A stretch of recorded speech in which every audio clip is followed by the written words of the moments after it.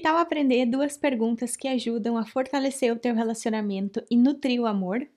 São perguntas super simples, mas que podem ser exatamente o que o teu relacionamento precisa. Os relacionamentos são como uma plantinha. Dependendo do clima, dependendo da situação, dependendo do contexto, vão exigir quantidades diferentes de água, de cuidados, de poda.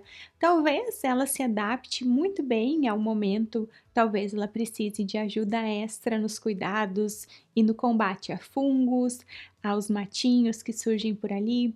Então, os relacionamentos precisam da nossa sensibilidade e do nosso cuidado para que eles cresçam fortes, saudáveis e que deem frutos, flores, assim como as plantas. É preciso que a gente nutra diariamente os nossos relacionamentos para que eles não sejam alvo do distanciamento e da desconexão. Pensando em como nutrir e cuidar dos nossos relacionamentos, especialmente os relacionamentos amorosos, eu quero compartilhar com vocês duas perguntas que ajudam a que a gente dê esse foco, um foco no cuidado, no compromisso e como uma forma de olhar para o que aquele relacionamento precisa e nos pede.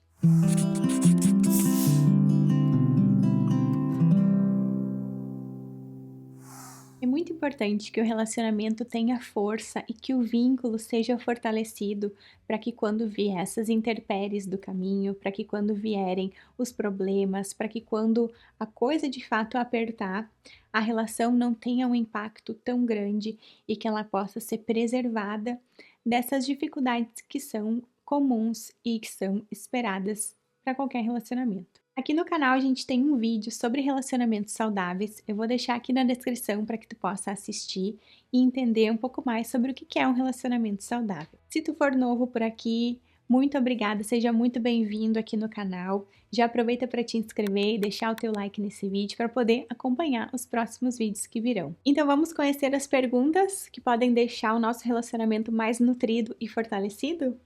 A primeira pergunta é: do que você tem raiva de mim? É muito comum as pessoas pensarem que é errado sentir raiva e que sentir raiva de alguém que ama e de um parceiro é um problema muito grande. É quase que a raiva não pudesse acompanhar ou estar no mesmo lugar do que o amor. E na verdade, a raiva é uma emoção saudável como qualquer outra, e mesmo quem a gente ama muito pode nos despertar raiva. Inclusive, algumas linhas da psicologia vão entender que quanto mais a gente se importa e mais a gente ama alguém, proporcionalmente mais a gente vai ter raiva daquela pessoa, porque a dimensão de importância, amor e raiva, ela se relaciona dessa forma. Então é importante que a gente saiba o que o nosso parceiro sente de raiva de nós, da mesma forma a gente também poder validar a raiva que a gente sente da outra pessoa. E a gente vai entender um pouquinho por quê. A maioria de nós aprendeu em casa que é feio expressar raiva e que é errado sentir raiva, especialmente das pessoas que a gente ama, como por exemplo, os nossos pais. Só que o que acontece quando a gente vai suprimindo a nossa raiva? A gente vai se desconectando da gente mesmo e vai se desconectando dos nossos reais incômodos.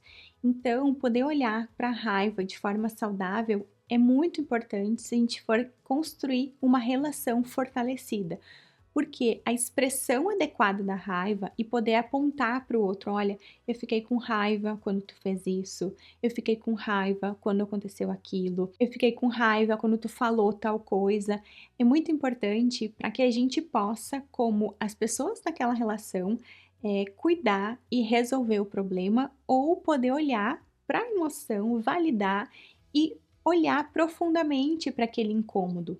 Porque, ao contrário do que se pensa, suprimir a raiva faz com que a gente vá engolindo sapos. E nisso a gente pode ir se distanciando do outro e se desconectando. Então a gente vai desistindo pouco a pouco da relação. Então, poder viver a raiva de forma respeitosa e adequada, expressar a raiva de forma adequada na relação é muito importante para que a gente possa realmente seguir em frente sem tanta mágoa, sem tanto prejuízo das coisas que já aconteceram, podendo olhar com maturidade e com respeito aos erros, às dificuldades, às limitações, para que a mudança de fato possa acontecer, uma mudança verdadeira e profunda. Então, a nossa tarefa aqui é olhar com carinho para a raiva, para o que nos gerou raiva, para o que está nos incomodando, para os sentimentos de injustiça que a raiva ali está denunciando, para as necessidades emocionais que faltam, que a raiva está apontando, poder expressar de forma adequada e respeitosa ao outro o que nos gerou aquela raiva ou o que a gente está sentindo e pensando, para que juntos a gente possa olhar para aquele problema. Então, ao invés de trabalhar para esconder a nossa raiva, para viver uma relação mais artificial, que não tem espaço para a raiva e para as imperfeições, a lição dessa pergunta é poder viver de forma transparente as nossas emoções, de forma respeitosa e construir uma relação que tenha um espaço saudável para a vivência emocional de cada um e para que a gente possa olhar o significado do que aquela emoção está trazendo e apontando. Se tu tem dificuldade de comunicar em função da raiva, eu te convido a conhecer o vídeo aqui do canal sobre assertividade.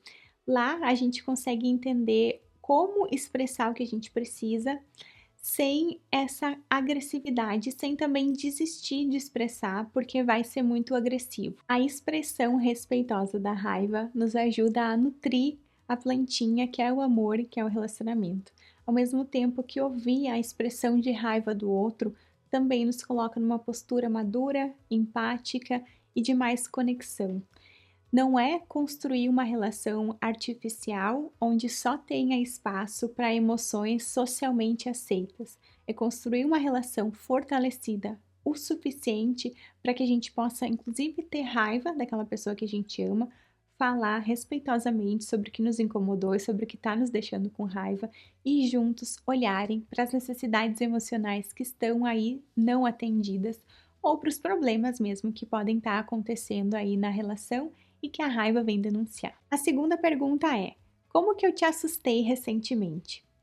Essa pergunta vai focar na profundidade da emoção medo. E por que a gente quer entender como que a gente assustou o outro recentemente?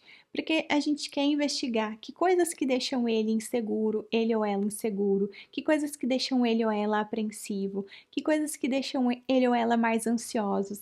Então, poder entender como que a gente assustou o outro recentemente permite que a gente possa abrir um espaço de conexão, abrir uma conversa mais profunda sobre coisas que têm deixado o outro mais apreensivo. Se essas inseguranças, se esses receios não são olhados com carinho, eles podem ir aos pouquinhos danificando o relacionamento. Então, por isso que é tão importante que a gente possa olhar com cuidado, com calma, para o que está assustando ou o que assustou recentemente o nosso parceiro, que comportamentos nossos que estão ali prejudicando o relacionamento, que coisas que a gente está fazendo ou deixando de fazer que está gerando essas sensações não agradáveis no outro. Comportamentos imprevisíveis, abruptos, falta de compromisso, falta de cuidado, uma comunicação mais grosseira, em geral, são comportamentos que assustam o outro, para além das nossas sensações de mais insegurança,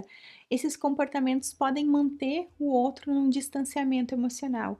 Então é importante que a gente possa perguntar como que a gente assustou o outro recentemente, para que a gente possa olhar com mais cautela na hora que a gente está se comportando dessa forma mais abrupta, porque às vezes pode ser que incomode e assuste o outro alguma coisa e pode ser que não. Então, só o outro podendo nos responder é que a gente pode olhar com carinho para as nossas atitudes, nossas ações. Assim como esconder a raiva faz com que pequenos incômodos possam ir se somando e, com o tempo, trazerem desconexão para as relações, esconder os medos pode aumentar a sensação de insegurança e de imprevisibilidade naquela relação. Por outro lado, poder comunicar os nossos medos e inseguranças pode fazer com que o vínculo se fortaleça ainda mais e que a conexão do casal aumente, trazendo um ambiente de mais segurança, de mais confiança e de mais validação emocional. Essas duas perguntas do que você tem ou já teve medo de mim e como que eu te assustei recentemente são perguntas que exigem coragem.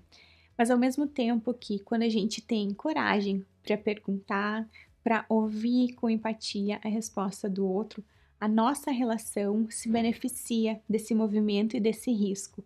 Relações de vínculo seguro, relações conectadas e fortalecidas, vão exigir movimentos vulneráveis da nossa parte, vão exigir que a gente possa se conectar com o nosso lado mais corajoso, mais firme, mais humilde e que a gente possa olhar tanto para as coisas da nossa parte que não foram bem feitas, que foram equivocadas, que foram insensíveis, assim como poder juntos olhar para o crescimento e fortalecimento daquela relação. Ter essa transparência de perguntar o que está incomodando o outro, que coisas que a gente precisa fazer para melhorar, são sinais de maturidade emocional, são sinais de humildade e que é muito importante se a gente for pensar no cuidado da relação e no fortalecimento da relação. Muito obrigada por ter ficado até o final desse vídeo. Se te comunicar melhor no teu relacionamento e viver relações com mais conexão é um valor para ti, eu te convido a conhecer o meu portal de conteúdo sobre assertividade chamado Palavras que Conectam. O link está aqui na descrição desse vídeo. Se tu for novo aqui no canal, aproveita para deixar o teu like, te inscrever nesse vídeo e me fazer companhia pelos próximos. Qualquer dúvida e sugestões é só deixar aqui nos comentários que eu vou ler cada um deles e responder com todo carinho. Um super beijo e até o próximo vídeo.